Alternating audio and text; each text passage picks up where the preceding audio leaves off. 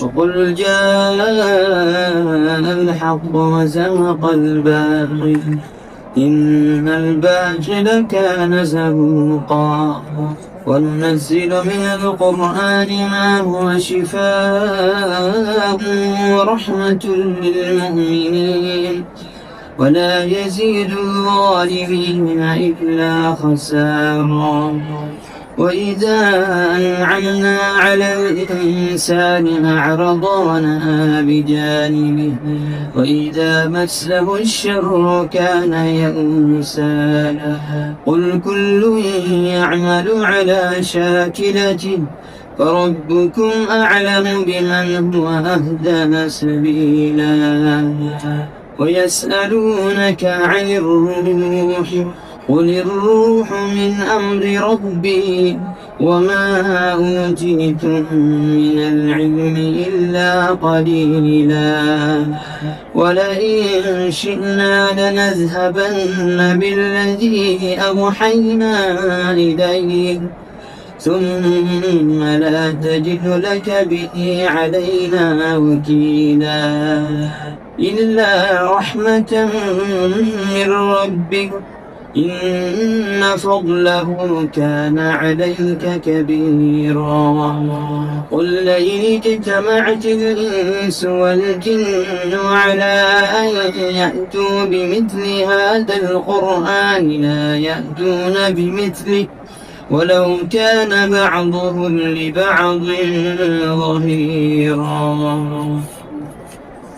ولقد صرفنا للناس في هذا القرآن من كل مثل فأبى أكثر الناس إلا كفورا. وقالوا لن نؤمن لك حتى تفجر لنا من الأرض ينبوعا أو تكون لك جنة من نخيل وعنب فتفجر الأنهار خلالها تفجيرا أو تسقط السماء كما زعمت علينا كسفا أو تأتي بالله والملائكة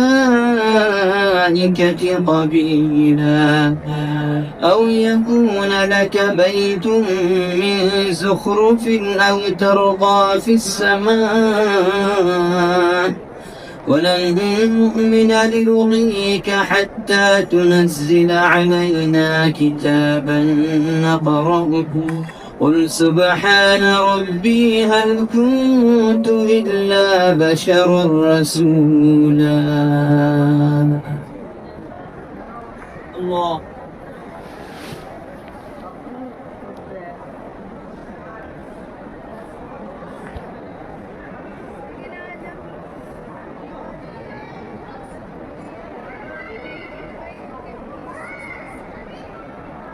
سمع الله لمن حمده.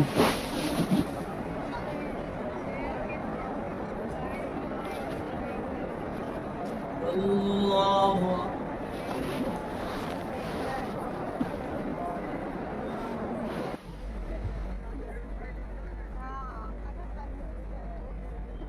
الله